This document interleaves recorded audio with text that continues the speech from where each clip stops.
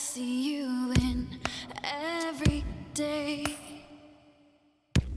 The whole thing started when we met in high school. We jammed together a couple times just with our own projects, and it didn't really start becoming serious until about 2 years ago when I started trying to make electronic music. And I needed someone to sing because I didn't think the songs really stood that well on their own. She was the first person I thought of, so I called her up, and we started collaborating online.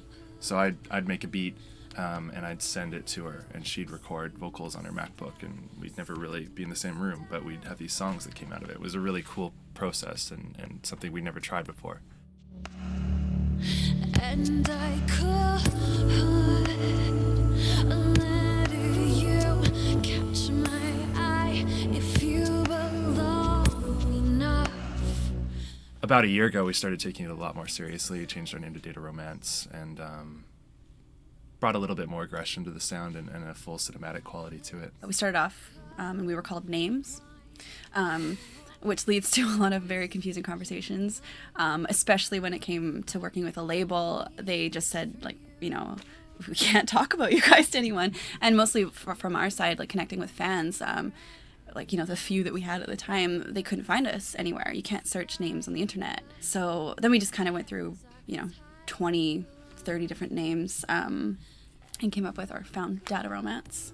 What sealed the deal for me was realizing how fast we could work and how efficiently it was to be in a duo and to be making electronic music, because you get the finished product so early on in the process. I think that the trick is just to consider recording and live performance as two very different things.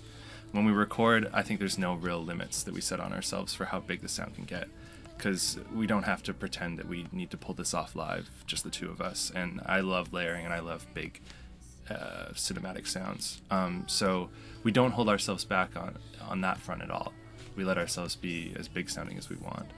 And for live shows, I think we will add more musicians as soon as it's, you know, viable. Right now we're just touring as a duo because we want to get exposed and play as many shows and run around as much as possible. You catch my eye if you belong enough. I think the songs on the EP were selected mostly because they showcase a range. They weren't meant to sound like all the same song, and I think you can tell that when you listen to it. They're different tempos, they're different aesthetics, and they're different levels of intensity. And we just kind of wanted to put it out there like a sample of what we can sound like. The reason we're sticking with EPs for now is just because we want to get our name out there and get content kind of out more frequently. We'd rather pepper like little, you know, four tracks here, 4 tracks there, and keep a consistent flow of content coming out to people rather than waiting a whole like year and just like holding up in a studio and then no one hears about us, and because people forget so soon these days.